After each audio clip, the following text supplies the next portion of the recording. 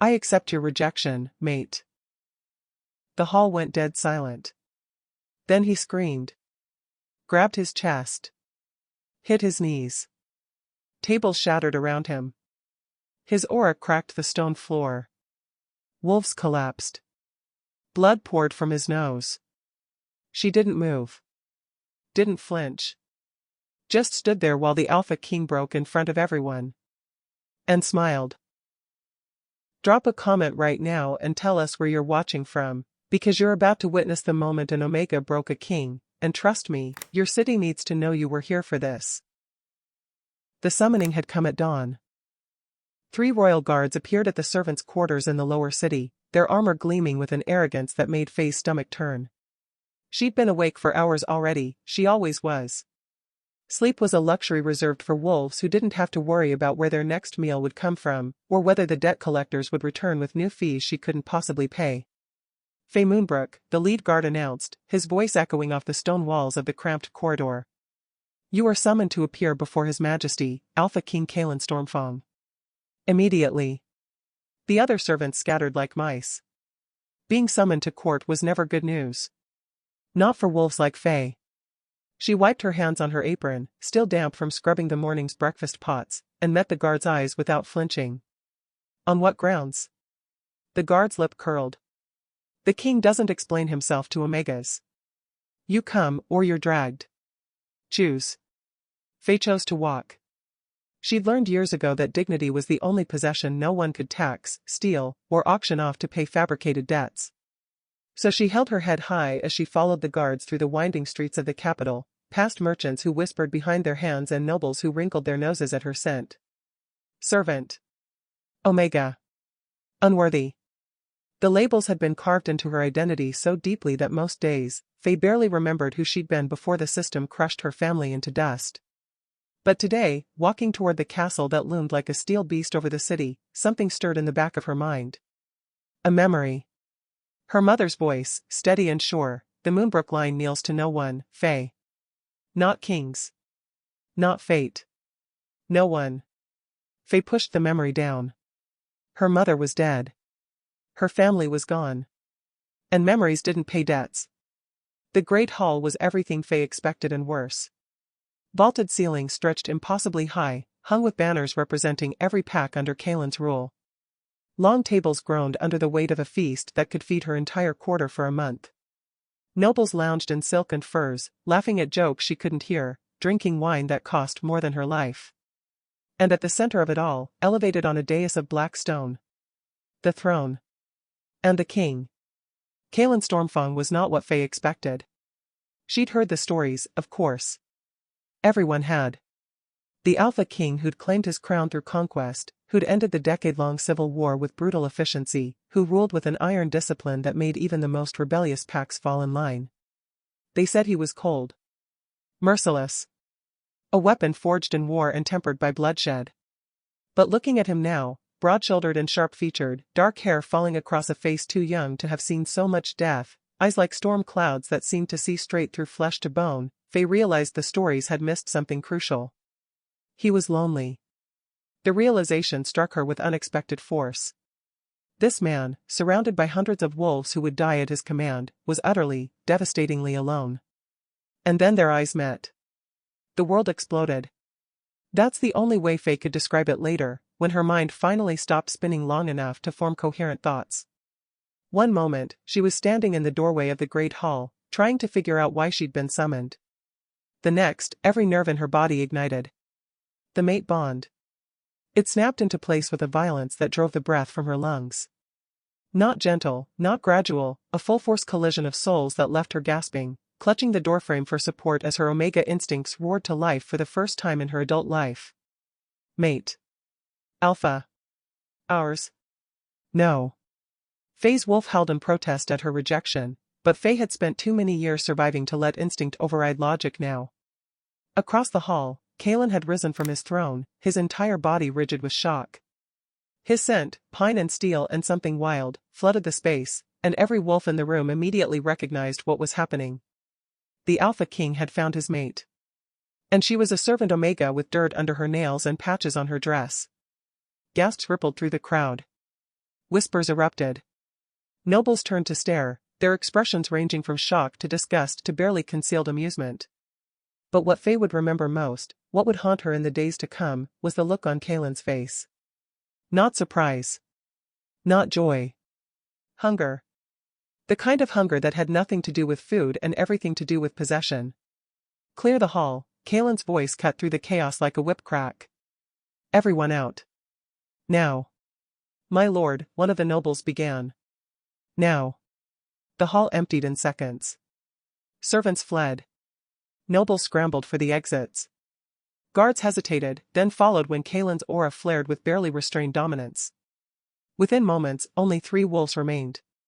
Caelan, standing rigid on his dais. Baelor, the king's beta advisor, who'd positioned himself strategically near the throne. And Faye, still gripping the doorframe, her entire world tilting sideways. You are my mate. Caelan's voice was steady, but Faye could see the tension in his shoulders, the way his hands flexed at his sides as if fighting the urge to close the distance between them. I am Faye Moonbrook, she replied quietly. I don't belong to anyone. Baelor made a noise that might have been a laugh. You'll address His Majesty with proper respect, Omega. Kneel. Faye didn't move. Caelan descended from the dais, each step deliberate and controlled. When he reached the floor, he stopped 10 feet away, close enough that his scent wrapped around her like smoke, far enough that she didn't feel immediately threatened. Do you know what you are? He asked softly. I know what your system has made me, Faye answered. A servant. A debtor. Someone too broken to be worth acknowledging until fate forced her hand. Something flickered across Caelan's face. That's not. My family served this throne for generations, Faye continued, her voice gaining strength. The Moonbrook line were oath-bearers. Advisors. Keepers of balance. We guided kings when they lost their way. Baelor shifted uncomfortably. Caelan went very still. And then your father decided Omegas were better suited for scrubbing floors than sitting in council chambers, Faye said. He dismantled us. Scattered us. Turned my mother from a trusted advisor into a servant who died scrubbing your family's boots. The words hung in the air like poison. I didn't know, Caelan said finally. You didn't ask. Faye straightened, meeting his gaze directly. And now you stand before me, expecting gratitude because fate bound us together. Expecting me to kneel because you're the king and I'm, what? Lucky? You should be grateful, Baelor interjected sharply. Do you have any idea how many Omegas would? Would what? Faye turned her attention to the beta, and something in her expression made him take a step back. Would thank the moon goddess for being claimed by a man who never saw them until magic forced him to? Would celebrate being elevated from one cage to another? She turned back to Caelan. I know what happens to Omegas who bind themselves to alphas who don't see them as equals, she said quietly. I watched it happen to my mother. She loved my father, truly loved him, but he was so blinded by his alpha nature that he never realized he was slowly crushing her under the weight of his protection. Faye took a breath. So I'll ask you one question, Your Majesty. If the bond hadn't snapped, if fate hadn't intervened, would you have noticed me at all? Silence. The question settled between them like a chasm. And Caelan, for all his power and authority, couldn't answer. But what the Alpha King didn't know, what no one in that hall realized, was that Faye Moonbrook wasn't just any Omega. She was the last living descendant of the Queen line. The bloodline that had once stood equal to kings. And she was about to do something that would shatter every foundation of werewolf society. Kneel, Caelan said finally, his voice rough. It wasn't quite a command, not yet.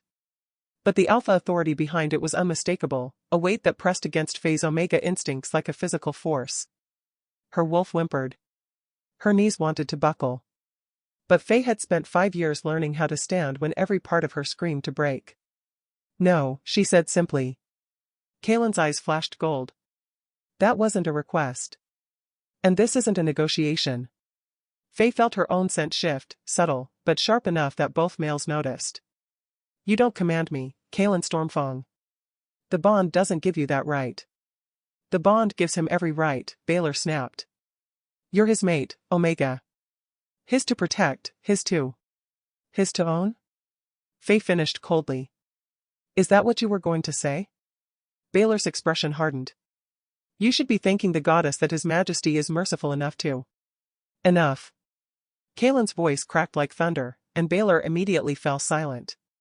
The king's gaze never left Faye's face. I don't want your submission, he said carefully.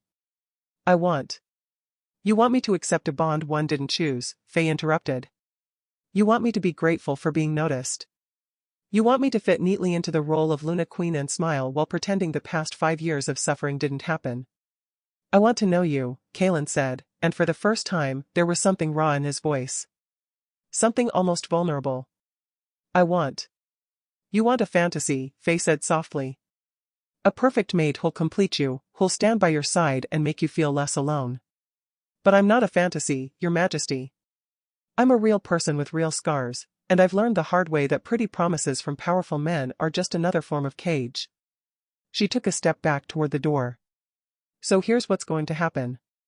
I'm going to return to my quarters. You're going to forget this bond exists. And we're both going to move on with our lives. You can't reject a mate bond, Baelor said flatly. It's impossible. Actually, Faye said, turning to face him fully, it's not. Both males froze. The old laws, the ones that existed before your wars and reforms, included provisions for rejection, Faye continued. Both parties have to consent to the bond for it to be binding. If one refuses, the bond can be severed. That's a myth, Baelor said, but there was uncertainty in his voice now. It's history, Faye corrected. Written by my ancestors. The Moonbrook line kept those records, passed them down through generations. My mother made sure I knew them all before she died. Caelan's expression had gone completely blank. You're saying you can reject this bond? I'm saying I will, Faye said calmly. Unless you can give me one good reason why I shouldn't. The challenge hung in the air like a blade. Caelan opened his mouth. Closed it. Opened it again. And said nothing. Because what could he say? That he needed her? That the bond was destiny? That she was his, whether she wanted to be or not? Every word that came to mind felt like ash on his tongue. He'd spent 8 years building a kingdom on the ruins of war. He'd united fractured pacts, ended blood feuds, established laws that were supposed to protect the weak and give justice to the oppressed. And here stood an Omega, his mate, telling him that his entire system had failed her so completely that she'd rather sever a sacred bond than accept him. The truth hit him like a physical blow. He'd failed her. Not personally, he'd never even known she existed until 20 minutes ago. But his kingdom had failed her. His laws had failed her. The system he'd sworn to uphold had ground her into dust while he sat on his throne, believing he was creating something better. You're right, he said finally, and the words felt like pulling glass from his throat. I didn't see you. I didn't know you existed. And if the bond hadn't snapped, I probably never would have. Faye's expression didn't change, but something in her scent shifted. Surprise, maybe. Or the faintest hint of respect. But I'm seeing you now, Caelan continued. And what I see is an Omega who survived a system designed to break her. Who stands in front of a king and refuses to bow. Who knows laws that even my advisors have forgotten. He took a step forward. Faye didn't retreat. So here's my counter-proposal, Caelan said. Don't reject the bond yet. Give me 1 week, 7 days, to prove that I can be more than what you expect. That we can be more than what this broken system has shown you. And if you fail? Faye asked. Then I'll let you go, Caelan said simply. I'll stand before the court and acknowledge your rejection. I'll make sure no one questions your decision or punishes you for it. You'll have your freedom. Baelor made a strangled noise of protest. Faye studied Caelan's face for a long moment, searching for the lie, the manipulation, the trap. She found only exhaustion. And hope. 7 days, she said finally. But I'm not moving into the castle. I'm not wearing silk dresses and playing Luna Queen. If you want to know me, you come to my world. You see how your subjects actually live. Done, Caelan agreed immediately. And if at any point I feel you're trying to trap me, manipulate me, or force this bond, you end it, Caelan finished. I give you my word. Faye wanted to believe him. Moon Goddess, she wanted to believe him. But belief was a luxury she'd lost years ago, somewhere between her mother's death and her first fabricated tax bill. 7 days, she repeated. Starting tomorrow. She turned toward the door. Faye, Caelan called softly. She paused but didn't turn around. Thank you, he said. For giving me a chance I don't deserve. Faye left without responding. But as she walked back through the castle corridors, past guards who stared and nobles who whispered, she felt something she hadn't felt in 5 long years. Hope. And it terrified her more than any Alpha's command ever could. The next morning, Caelan Stormfang did something no Alpha King had done in living memory. He left the castle. Not for a hunt or a political tour or a military inspection. But dressed in simple clothes, without guards or fanfare or crown, walking into the lower city to keep a promise to an Omega who'd refused to kneel. Baylor had been furious, of course. This is beneath your station, the Beta had argued as Caelan changed out of his royal attire. You're the Alpha King. You don't go begging at the feet of. Finish that sentence and you'll be looking for new employment, Caelan said quietly. Baylor wisely shut his mouth. Now, walking through streets he'd only ever seen from carriage windows, Caelan was beginning to understand the depth of his failure. The lower city wasn't just poor. It was dying. Buildings leaned at dangerous angles, their foundations crumbling. Children with hollow eyes watched him pass, their sense marking them as underfed and underloved. Omegas hurried past with their heads down, carrying burdens that should have been shared among pack members but were instead shouldered alone. This was his kingdom. His responsibility. His failure. Faye's cabin sat at the edge of the district, small and worn but meticulously maintained. Caelan knocked 3 times, unsure what to expect. The door opened. Faye stood in the doorway, dressed in the same servant gray from yesterday, her hair pulled back in a practical braid. You actually came, she said, and there was genuine surprise in her voice. I said I would, Caelan replied. Kings say a lot of things. Faye stepped aside. Come in. But take off your boots, I just swept. The inside of the cabin was, humble was too kind a word. 1 room served as kitchen, bedroom, and living space. A single window let in weak morning light. The furniture looked handmade and well-used. Everything was spotlessly clean, but no amount of cleaning could hide the cracks in the walls or the thinness of the blankets or the fact that the entire space was smaller than Caelan's private bathing room. This is where you live, he said, and it wasn't a question. This is where I survive, Faye corrected. She moved to the small hearth, where a pot of something that smelled vaguely like soup was warming. I'd offer you breakfast, but I'm rationing for the week. Caelan felt something crack inside his chest. Tell me, he said quietly. Tell me how this happened. So she did. Over the next hour, Faye explained the system of debt that had trapped her family. How her father's funeral had cost 3 silver coins, a price she couldn't afford. How the pack's generosity in covering the cost had come with interest that compounded monthly. How every time she scraped together enough to make a payment, new fees appeared. Administrative costs. Territory taxes. Protection payments. Debts that could never be satisfied because the system was designed to keep Omegas like her trapped. Baylor handles all the lower city accounts, Faye said finally. He's the one who sets the fees, processes the payments, decides who gets help and who gets buried in more debt. Caelan's hands clenched into fists. How many others? He asked. Hundreds, Faye said. Maybe thousands. Most of them don't even realize they're being exploited, they think this is just how pack economy works. It's not, Caelan said flatly. It's theft. Systematic, calculated theft. Faye's eyebrows rose. You really didn't know? I knew the lower city was struggling, Caelan admitted. But my advisors assured me we were providing adequate support. That the Omegas were being cared for appropriately. Appropriate care, Faye repeated bitterly. That's exactly what Baylor calls it. We work, we receive food and shelter, we contribute to the pack's prosperity. What more could we ask? Everything, Caelan said, and his voice was rough with anger.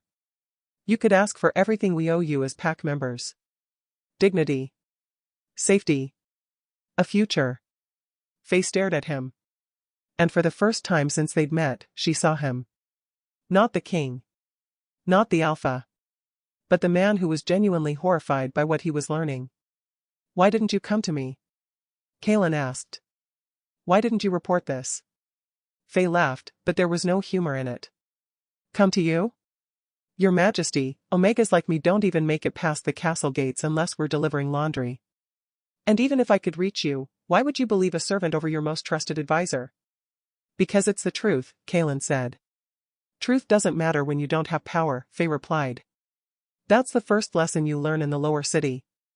Caelan stood, pacing the small space like a caged wolf. This ends, he said finally. Today. I'll have Baylor arrested, the debts audited, restitution made to every wolf who was exploited. And then what? Faye interrupted. You punish one corrupt beta, install a new advisor, and hope the system fixes itself? What else can I do? Caelan demanded. Change the system, Faye said simply.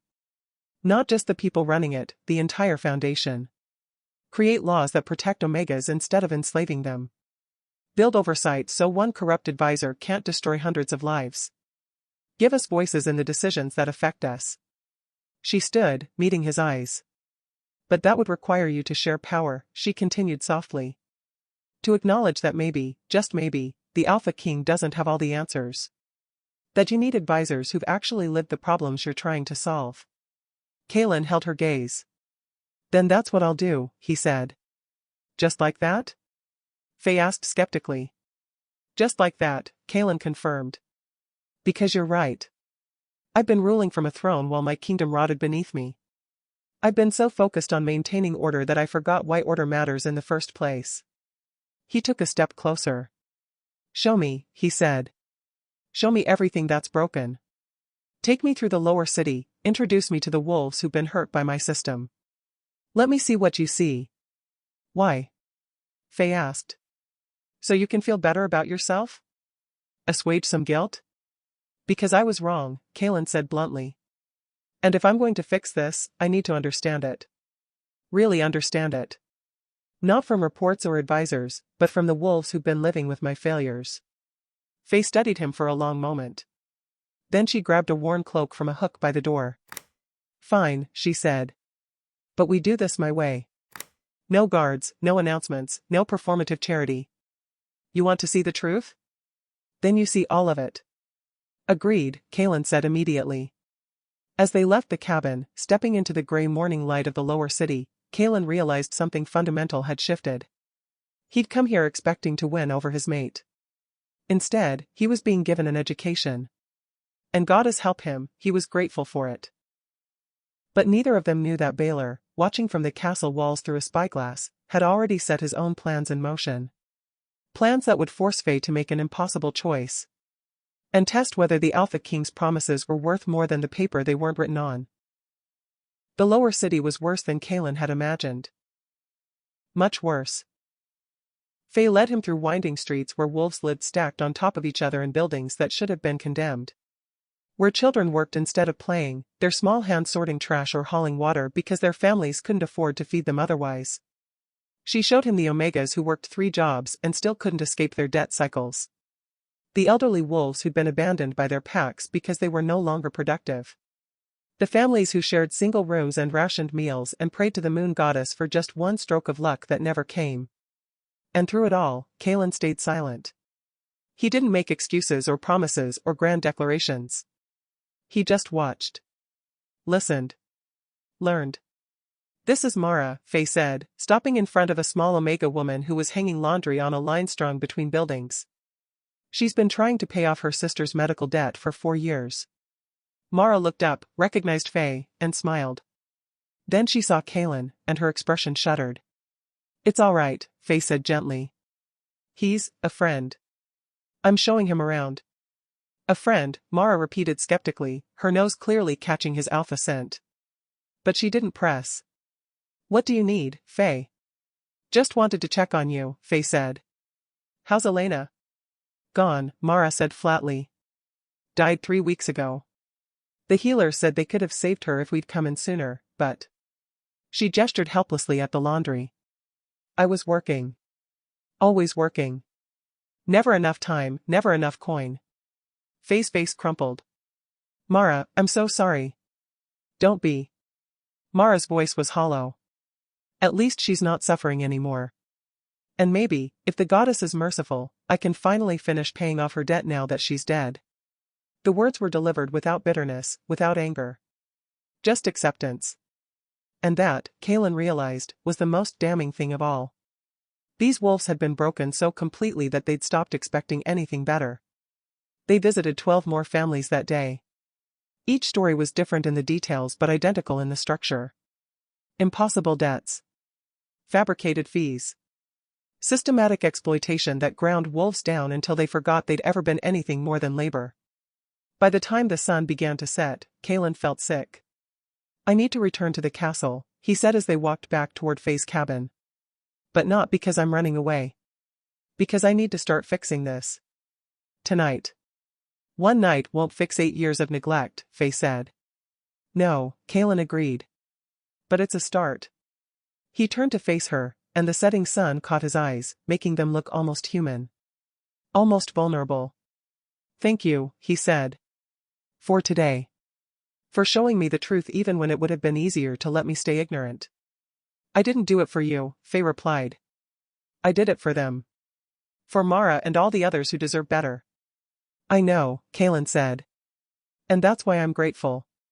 He hesitated, then pulled something from his pocket. A small pouch that clinked with the sound of coins. "For Mara," he said, pressing it into Faye's hands. "To cover her sister's debt and give her some breathing room. It's not enough, nothing I can do tonight will be enough, but it's something." Faye looked down at the pouch. Back up at Caelan. "You're trying," she said softly. "I didn't expect that." "What did you expect?" "For you to last maybe 3 hours before making excuses and going back to your comfortable castle," Faye admitted. "Most alphas can't handle seeing how the other half lives. It makes them feel guilty, and guilt makes them defensive." "I do feel guilty," Caelan said. "But that's not your burden to carry. It's mine. And I'm going to earn your trust, Faye Moonbrook. One day at a time." He turned to leave, then paused. 6 more days, he said. "Use them however you want. Test me. Challenge me. I'll be here." Faye watched him walk away, disappearing into the growing darkness. And for the first time since her mother died, she felt something dangerous bloom in her chest. Hope. But hope, Faye had learned, was often just another word for future disappointment. She'd find out how true that was sooner than she expected. The summons came at midnight. Not from Caelan. From Baylor. 3 guards appeared at Faye's door, their expressions grim. "You're wanted at the castle," one said. Immediately. Faye's stomach dropped. "On what grounds?" "Theft of crown property," the guard replied. "Beta Baylor has filed formal charges." "No." Faye's mind raced. Theft?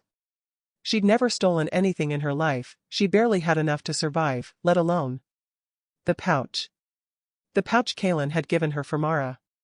Understanding crashed over her like ice water. Baylor must have seen them together. Must have watched Caelan give her the coins. And now he was twisting it, using pack law against her, turning the Alpha King's kindness into evidence of her crime. "I need to speak with the king," Faye said, keeping her voice steady despite the panic clawing at her throat. "The king is in council," the guard said. "He's unavailable. Now come quietly, or we'll drag you." Faye had no choice. She let them bind her wrists, not roughly, but firmly, and lead her through the dark streets toward the castle. Wolves peeked out of windows, watching. Whispering. By morning, everyone would know. The Omega who'd been caught stealing from the king. The maid who'd betrayed her Alpha before the bond was even sealed. They threw her in a cell beneath the castle. Not the dungeons, those were reserved for dangerous criminals. This was a holding cell, small and cold and smelling of damp stone. Faye sat on the narrow bench and forced herself to breathe. Think. Don't panic. Think. Baylor was making his move. He'd seen Caelan's interest in reforming the system, and he was eliminating the threat. If he could discredit Faye, paint her as a manipulative Omega who'd seduced the king for access to crown resources, he could end this before it began. And Caelan would be forced to choose. His mate. Or his kingdom's stability. Faye knew which one alphas always chose. Dawn came slowly. Faye heard footsteps echoing down the corridor long before she saw anyone. When the cell door opened, it wasn't Caelan. It was Baylor. The beta smiled, and it was the smile of a predator who'd cornered wounded prey. "Good morning, Miss Moonbrook," he said pleasantly. "I trust you slept well?" "What do you want?" Faye asked flatly. "Want?" Baylor's eyebrows rose. "I want justice. You stole from the crown, a serious offense under pack law." "The king gave me that coin," Faye said. "For another Omega's debt." "Can you prove that?" Baylor countered. "Do you have witnesses? A written authorization? Or should I just take your word as a servant Omega who conveniently claims the Alpha King personally handed her a fortune?" Faye's jaw clenched. "Here's what's going to happen," Baylor continued, his voice dropping to something almost conversational. "You're going to reject the mate bond.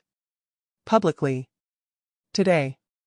You're going to stand before the court and tell everyone that you realized you made a mistake, that you're not worthy of an Alpha King, that you were foolish to think someone like you could ever."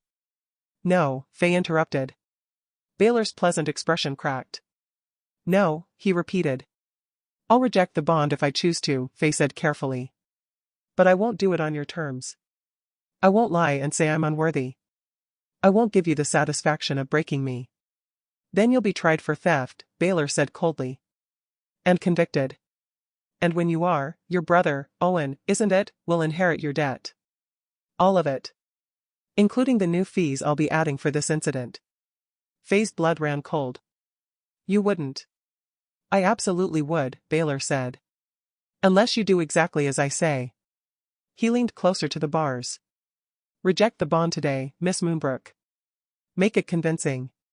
Make the king believe you never wanted him in the first place. Do this, and I'll forget about the theft charges.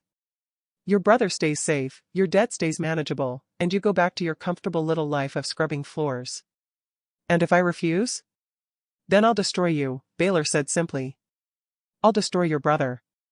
And I'll make sure everyone knows that the king's mate was nothing but a common thief who seduced him for money." He straightened, adjusting his robes. "You have until the afternoon audience to decide. Choose wisely, Miss Moonbrook. Omega's like you don't get many chances." He left. And Faye was alone again, with an impossible choice and no good options. But what Baylor didn't know, what he couldn't have known, was that his conversation had been overheard. By someone who'd been listening very carefully. Someone who was about to make a choice of their own. The great hall was packed. Word had spread through the castle like wildfire, the Alpha King's mate was being brought to court. Some came out of curiosity. Others came for entertainment, eager to see the Omega who dared to refuse a king brought low. Caelan sat on his throne, his expression carved from stone. He'd been pulled from emergency council meetings where he'd been trying to audit Baylor's accounts, trying to untangle the web of corruption that had funded the beta's comfortable life, and told that his mate had been arrested for theft. Theft. The accusation was absurd. But Baylor had evidence, witness statements from guards who'd seen Faye with crown coin pouches. Records showing unauthorized withdrawals from castle funds. Even testimony from other servants claiming she'd bragged about manipulating the king. All lies. All carefully constructed lies. But they were lies with paperwork, and in pack law, paperwork often mattered more than truth. "Bring in the accused," Baylor announced, standing beside the throne like he belonged there. The doors opened. 2 guards entered, Faye between them. She looked small in the vast space, her servant grey stark against the wealth surrounding her. But her head was high, her shoulders square. She didn't look broken. She looked furious. Caelan's wolf howled inside his chest. Mate. Protect. Defend. But he forced himself to remain still.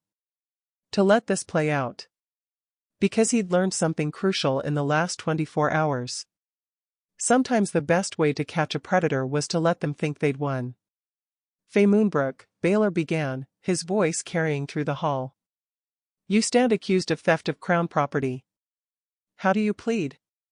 Faye's eyes found Caelan's. Held them. "Not guilty," she said clearly. "The coin was a gift from the Alpha King, given freely to help another pack member in need." Murmurs rippled through the crowd. "A gift," Baylor repeated skeptically. "Can anyone corroborate this claim?" Silence. No? Baylor's smile was sharp. Then we only have your word. The word of an Omega with substantial debts and every reason to lie. I'm not lying, Faye said. Perhaps not intentionally, Baylor said smoothly. Perhaps you simply misunderstood His Majesty's intentions. Perhaps in your desperation, you convinced yourself that. Enough. Caelan's voice cut through the hall like a blade. He rose from the throne, descending the steps with controlled purpose. Beta Baylor, he said, and his tone was pure ice. When were you planning to inform me that you've been conducting unauthorized investigations into my personal activities? Baylor blinked. My lord, I was simply overstepping your authority, Caelan finished. Because the coin in question was indeed a gift. Given by me. To my mate. For a charitable purpose. Relief flooded the hall. But Caelan wasn't finished. However, he continued, and the relief evaporated, this incident has brought to light some troubling questions. Questions about the management of lower city accounts. About debt structures that seem designed to trap rather than help. About fees that appear nowhere in official PAC law. Baylor's expression went carefully blank. So here's what's going to happen, Caelan said. Over the next week, I will personally audit every account, every transaction, every debt claim related to the lower city. And if I find evidence of corruption, of exploitation, of systematic theft from the wolves I swore to protect. He turned to look at Baylor directly. Then someone will answer for it. The threat hung in the air like smoke. Baylor's hands clenched. And Faye, watching the exchange, realized something crucial. Caelan wasn't just defending her. He was declaring war on the entire corrupt system. And he was using her arrest as the opening salvo. The charges are dismissed, Caelan announced. Faye Moonbrook is free to go. Faye started toward the doors. Then stopped. Because she realized something else. If she left now, if she walked away and let Caelan fight this battle alone, Baylor would just go underground. He'd hide the evidence, intimidate the witnesses, poison the well so thoroughly that the truth would drown in a sea of carefully crafted lies. But if she stayed, if she used her position as the king's mate. Faye turned back to face the throne. Actually, she said, her voice carrying through the silence, I have something to say. Caelan's eyebrows rose. Baylor's face went pale. I've spent the last 5 years surviving in the lower city, Faye continued. Watching wolves suffer under a system that claims to protect them while slowly crushing them into dust. I know where the bodies are buried, literally and figuratively. She walked back toward the center of the hall. So here's my proposal, Your Majesty. You want to audit the lower city accounts? Fine. But you need someone who knows how the system actually works. Someone who's lived with its consequences. Faye stopped in front of the throne. Make me your advisor, she said clearly. Give me authority to investigate, to question, to bring evidence directly to you. Let me be the voice for the wolves who've been silenced. Chaos erupted. Nobles shouted objections. Guards exchanged shocked glances. Baylor looked like he'd swallowed poison. An Omega. A servant Omega. Advising the Alpha King. It was unthinkable. It was revolutionary. And Caelan? Caelan smiled. Done, he said simply. What? Baylor exploded. My lord, you can't possibly. I can, Caelan interrupted. And I am. Effective immediately, Faye Moonbrook is appointed as special advisor to the Crown for lower city affairs. She will have full access to all relevant records, full authority to conduct interviews, and full protection under PAC law. He looked at Faye. Is that acceptable? Faye felt the weight of hundreds of stares pressing down on her. This was insane. This was dangerous. This was exactly what needed to happen. Yes, she said. Then it's settled. Caelan turned back to the assembled wolves. This audience is concluded. Everyone out. The hall emptied slowly, nobles whispering furiously, guards exchanging uncertain glances. Baylor lingered near the throne. "My lord," he said quietly, "I must counsel against this decision. The Omega has no experience with. She has 5 years of experience being victimized by your system," Caelan said flatly. "That makes her more qualified than any noble who's never missed a meal. She could manipulate you," Baylor tried. "Use the mate bond too." "The mate bond is none of your concern," Caelan said, and his alpha authority flared enough that Baylor physically stepped back. "What is your concern is preparing all lower city accounts for audit. I want everything on my desk within 3 days." "That's impossible." "Then make it possible," Caelan said coldly. "Or I'll find someone who can." Baylor bowed stiffly and left, his expression murderous.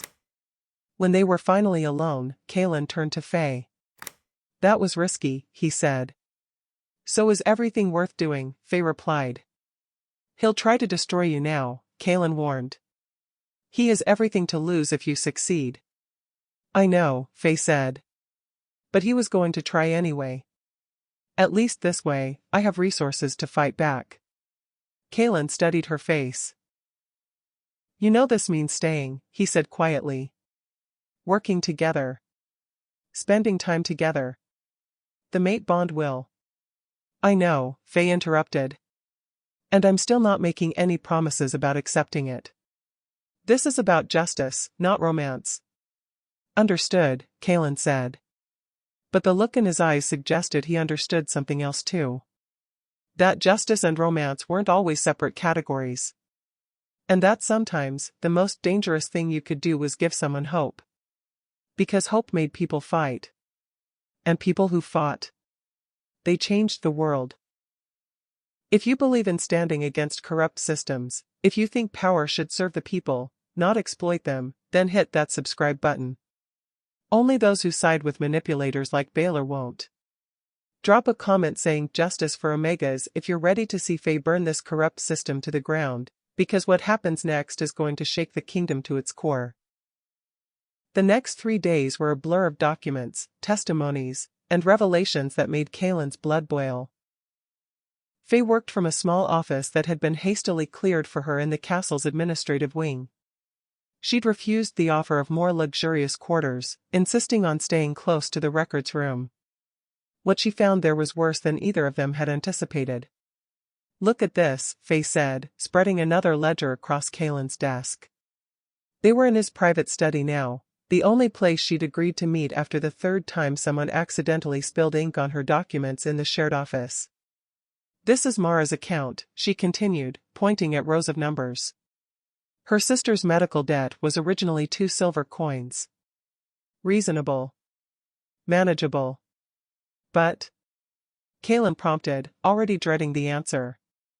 "But watch what happens." Faye's finger traced down the columns.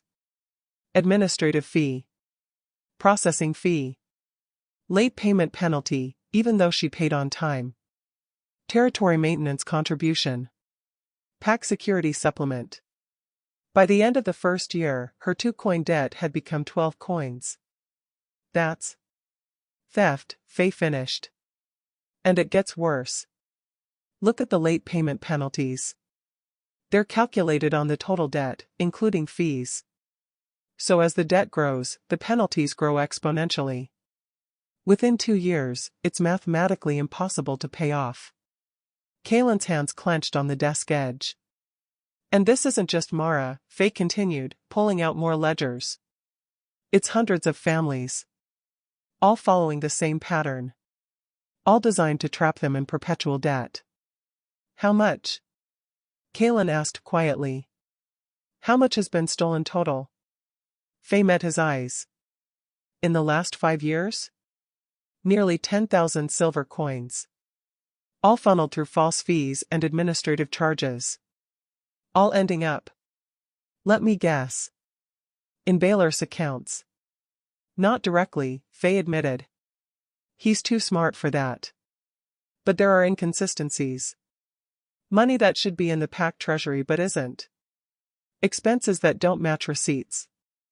It's buried under layers of paperwork, but it's there. She pulled out one more document. And then there's this, she said softly. Caelan took it, scanning the contents. It was a list. Names. Dates. Circumstances. Wolves who died in the last 5 years. All of them from the lower city. All of them with outstanding debts. Elena wasn't the first, Faye said quietly. She's just the most recent. But look at the pattern. Wolves who get close to paying off their debts suddenly develop medical emergencies that require expensive treatment. Except the treatment never works. And their families are left with even more debt. Understanding crashed over Caelan like ice water. He's killing them, he said, his voice barely above a whisper. Baylor is actually killing wolves who might escape his system. I can't prove it, Faye said. Not yet. But the pattern is clear. And if we can connect him to even one suspicious death, we'll have him, Caelan finished. They looked at each other across the desk. This is bigger than corruption, Caelan said finally.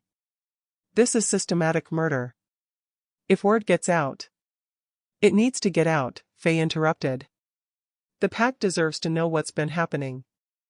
The pack will riot, Caelan said. And they'll be right too. But we need to be strategic. If we reveal this before we can prove Baylor's involvement, he'll claim ignorance. Blame subordinates. Disappear the evidence. So what do we do? Caelan stood, pacing the length of his study. We set a trap, he said finally. We give him exactly what he wants, an opportunity to silence you permanently. And when he takes it, we'll be ready. Using me as bait, Faye said. Only if you agree, Caelan said quickly. I won't force you into danger. We can find another way. No, Faye interrupted. This is the fastest path to justice. If we wait, more wolves will die. So tell me the plan. Caelan outlined it carefully. They would announce that Faye had found conclusive evidence of Baylor's crimes. Evidence that couldn't be disputed or explained away. They would schedule a formal presentation to the court in 3 days. And they would wait for Baylor to make his move. He'll try to kill you, Caelan said bluntly. Or have you killed? Probably frame it as an accident or a suicide. I know, Faye said calmly. I'll have guards watching you constantly, Caelan continued. Hidden, so Baylor doesn't know. But they'll intervene at the first sign of danger. Understood. Caelan stopped pacing and looked at her directly. Why are you doing this? He asked. You could walk away right now. Reject the bond, return to the lower city, let me handle this mess. Instead, you're risking your life for wolves you barely know. I know them better than you think, Faye said. Every wolf in that ledger could have been me. Could have been my mother. Their fight is my fight. She stood, meeting his eyes. And maybe, she added softly, I'm starting to believe that some kings actually deserve their crowns. The words hit Caelan harder than any physical blow. I don't deserve it yet, he said quietly. But I'm trying to earn it. One day at a time. I know, Faye said. That's why I'm still here. The announcement went out that evening. Special Advisor Faye Moonbrook had uncovered evidence of criminal corruption within the Crown administration. A formal presentation would be made to the full court in 3 days. All nobles were required to attend. The court exploded into speculation. And Baylor, in his private chambers, made his own plans. The attack came on the second night. Faye was walking back to her quarters, the small guest room she'd reluctantly accepted in the castle's east wing, when she heard footsteps behind her. Too many footsteps. Too close. She didn't run. Running would show fear, and fear would make them bolder. Instead, she kept walking at a steady pace, angling toward the more populated corridors. But the footsteps matched her speed. Then increased. Faye's heart hammered against her ribs, but she kept her breathing steady. The guards are watching. They'll intervene. Someone grabbed her arm. Faye spun, instinct overriding strategy, her elbow connecting with something solid. A grunt of pain. Then more hands, grabbing, pulling, trying to force a cloth over her mouth. Enough. Caelan's voice exploded through the corridor like thunder. The attackers froze. Then scattered. But they weren't fast enough. Guards poured from hidden alcoves, slamming the would-be assassins to the ground, securing them with practiced efficiency. Caelan was at Faye's side instantly, his hands on her shoulders, his eyes scanning her for injury. "Are you hurt?" he demanded. "I'm fine," Faye said, though her hands were shaking. "Did you catch them?" "All 4, Caelan confirmed. "And now we find out who sent them." The interrogation took place in the dungeons. Real dungeons this time, not holding cells. 3 of the attackers were common hired thugs, criminals who'd been promised coin and pardons for killing an Omega advisor. The 4th was a castle guard. One of Baylor's personal security detail. "I want immunity," the guard said, his voice tight with fear. "Full pardon, new identity, safe passage to another territory." "Tell me what you know," Caelan said coldly. "And I'll consider it." "Baylor ordered it," the guard said.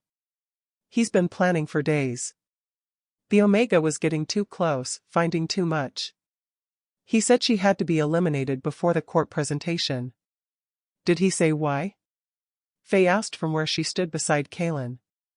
The guard looked at her, surprised to see his intended victim present. "Because you found the death records," he said. "You connected them to the medical accounts. And if that becomes public, Baylor hangs. We all hang." "We?" Caelan's voice was dangerous. "The healers," the guard admitted. "The ones who processed the treatments.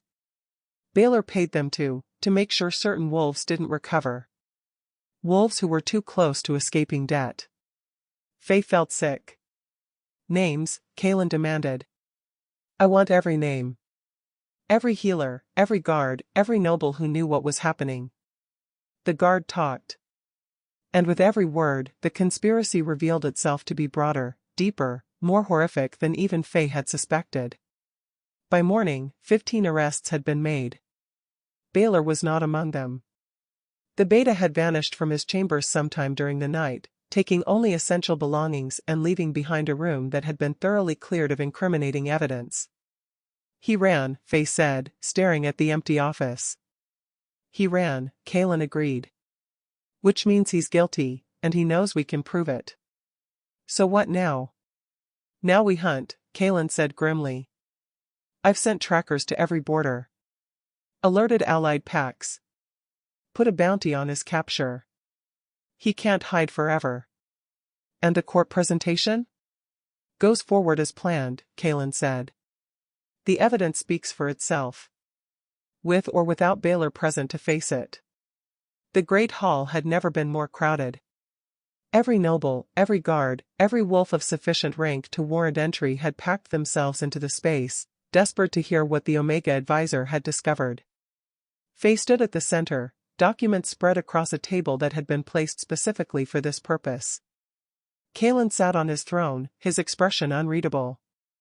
"Over the last 5 years," Faye began, her voice steady despite the hundreds of eyes watching her, "a systematic scheme has been operating in the lower city. A scheme designed not to help struggling wolves, but to trap them in perpetual poverty." She held up the first ledger. "This is just one example. A family's original debt of 2 silver coins, inflated to 24 through fabricated fees. Multiplied across hundreds of families, the total theft approaches 10,000 coins." Gasps echoed through the hall. "But the theft is only part of the crime," Faye continued. "Because wolves who got too close to escaping this system didn't just face increased fees. They faced death." She pulled out the list. 37 wolves have died under suspicious circumstances in the last 5 years. All from the lower city. All with outstanding debts. All treated by the same 3 healers who were being paid by Beta Baylor to ensure their patients didn't survive. Outrage erupted. Nobles shouted. Guards exchanged horrified glances. Someone in the back began crying. Caelan let it build for a moment, then stood. Silence. The hall fell quiet instantly. What Advisor Moonbrook has presented is accurate, Caelan said, his voice carrying to every corner. We have confessions from multiple conspirators. We have financial records. We have witness testimony. The evidence is irrefutable. He descended from the dais. Baylor betrayed his oath, betrayed his pack, and murdered 37 wolves for profit. He will be hunted. He will be caught. And he will face justice. Caelan stopped beside Faye, his presence solid and unwavering. But this isn't just about one corrupt beta, he continued. This is about a system that allowed such corruption to flourish. A system that valued order over justice, convenience over truth. He turned to address the full assembly. So hear me now. From this day forward, all debts accumulated under Baylor's administration are forgiven. Every coin, every fee, every penalty, erased. Stunned silence. Furthermore, Caelan continued, we will establish new oversight for the lower city. A council of wolves who have actually lived there, who understand the challenges, who can ensure this never happens again. He looked at Faye. And that council will be led by Special Advisor Moonbrook, who has proven herself more capable and trustworthy than any noble born to privilege. Faye's throat tightened. This was more than justice. This was revolution. Any questions? Caelan asked the assembled wolves. One elderly noble raised his hand. What about the mate bond, Your Majesty? He asked carefully. Is Advisor Moonbrook to be your Luna Queen? The hall held its breath. Caelan looked at Faye. Faye looked back. And in that moment, everything else fell away. The crowd. The politics. The expectations. Just two wolves, deciding their own fate.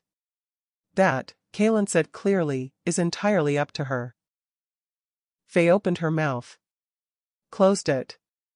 Because suddenly, standing in front of hundreds of witnesses, she realized something crucial.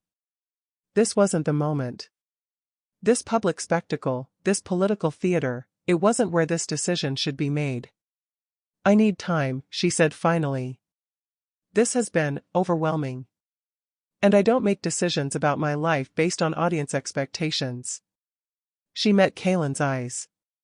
Give me 1 week, she said. 7 days, like you originally asked. And at the end of it, I'll give you my answer.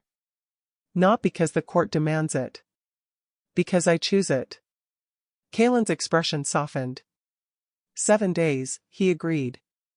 And with that, the audience was concluded. But as the hall emptied and nobles dispersed to gossip and speculate, neither Caelan nor Faye noticed the figure watching from the shadows.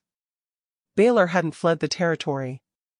He'd been hiding in the castle the entire time. And he'd just heard every word of their testimony. Now he had 1 week to destroy them both. Before they destroyed him first. To be continued. If you believe leaders should serve their people instead of exploiting them, hit subscribe. Only corrupt power-hungry wolves like Baylor won't. Drop a comment saying justice if you're standing with Faye and against every manipulator who uses their position to crush the vulnerable. Part 2 is coming, and I promise you, what Baylor does next will test everything Caelan and Faye have built. You won't want to miss it. Thank you. Truly, from the bottom of my heart, thank you for staying with us till the very end. You didn't just watch a story. You became part of Faye and Caelan's journey, and that means everything to us. But I need to be honest with you and ask for a favor that could change everything for our channel. The algorithm hasn't been kind to us lately. Our videos aren't reaching as many people as they should, and it's heartbreaking because we pour our souls into every story for you. The entire team at Seraphina's Romance Stories is humbly begging for your help. If you truly enjoyed this story, if Faye's courage moved you, if Caelan's transformation inspired you, please drop a comment below. Tell us what you felt. Hit that like button. Share this video with your friends, your family, your loved ones. Post it on your WhatsApp status, your Instagram, your Facebook, anywhere you can. help us tell the algorithm that this story matters. That's why we pause sometimes to ask for subscriptions and comments, not to be annoying, but because it's the only way YouTube knows to share our stories with more people who need them. Thank you again for being here, for caring, for staying. May you find the same courage Faye showed, the same redemption Caelan sought, and may love always find you when you need it most. We'll see you in part 2.